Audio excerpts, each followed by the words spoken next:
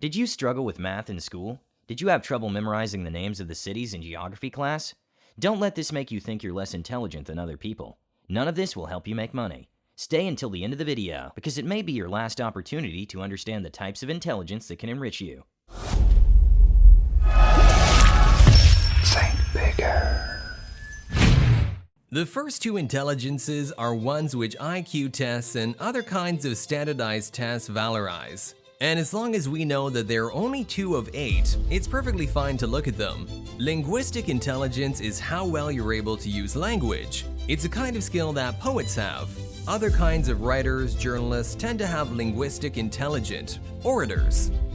The second intelligence is logical mathematical intelligence. As the name implies, logicians, mathematicians, scientists have that kind of intelligence. They're able to do mathematical proofs, they're able to do scientific reasoning and experimentation. And it's great to have language and logical intelligence because most tests really focus on that. And if you do well in those tests, as long as you stay in school, you think you're smart.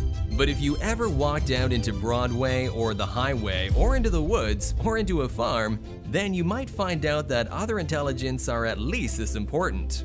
So the third kind of intelligence is musical intelligence, and that's the capacity to appreciate different kinds of music, to produce the music by voice or by an instrument, or to conduct music. And people say, well, music is a talent, it's not intelligence.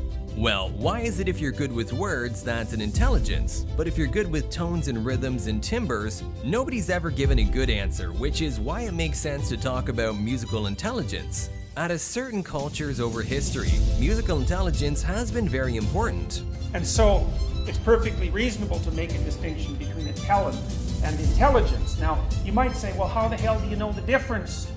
Like, if things look similar to some degree, then how do you know if they're the same or different? Well, that's exactly what you do when you do the construct validity process. The fourth intelligence is spatial intelligence.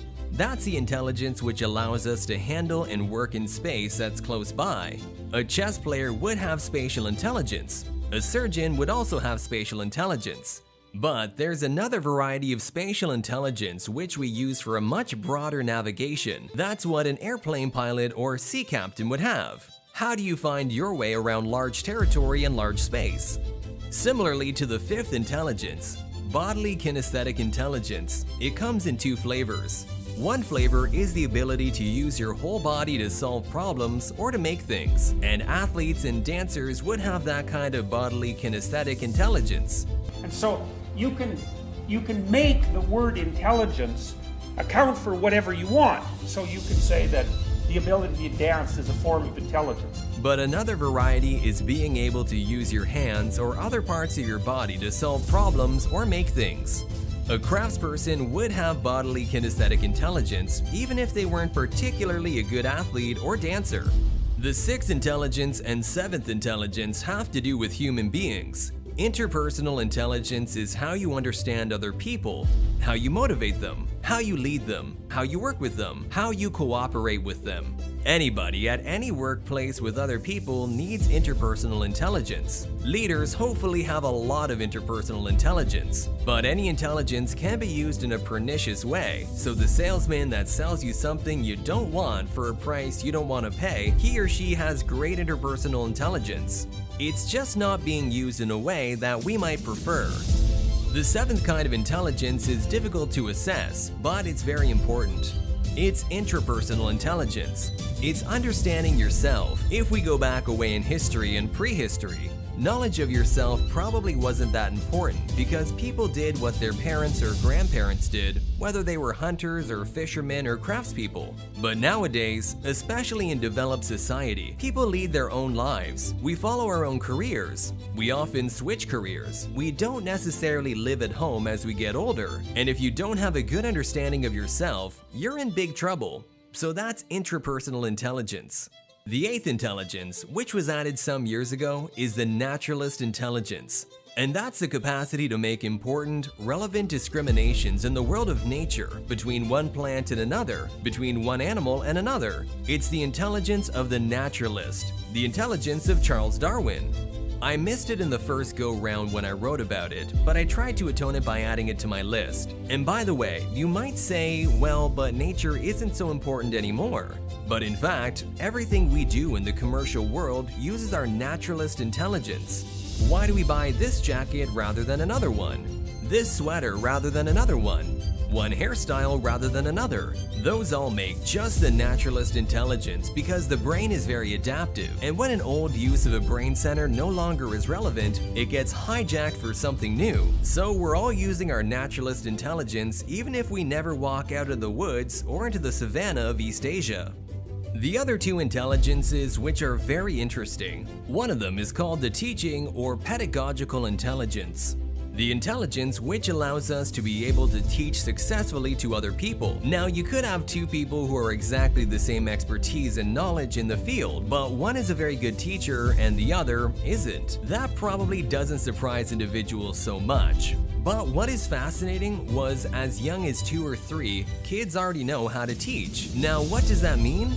You show a child how to do something, let's say a 3 or 4-year-old, and then you ask the child to explain it to an older person or to a younger person. And even the 3 or 4-year-old will explain it very differently to a young person. Will go through details, point things out, and speak slowly. And with an older person, it would be much more elliptical and say, well, do this and that, and then you can figure it out. If intelligence isn't associated with university success, then you're probably not talking about intelligence. Now, you could argue that, right? Because you could say, well, intelligence has nothing to do with university success. But that's a definitional matter. We'd have to agree to begin with. Is it reasonable to start with the presupposition that intelligence and university success share something in common? Well, I think you have to be daft to deny that initial proposition, although you could. The other one is one which I think is going to be difficult to prove to a skeptic, but I call it existential intelligence. And existential intelligence is the intelligence of big questions, philosophical questions, artistic questions. What does it mean to love? Why do we die? What's going to be in the future? My pet bird might have more musical intelligence. The rats who are scurrying around on the floor might have more spatial intelligence, but no other animal has existential intelligence. Part of the human condition is to think about questions of existence.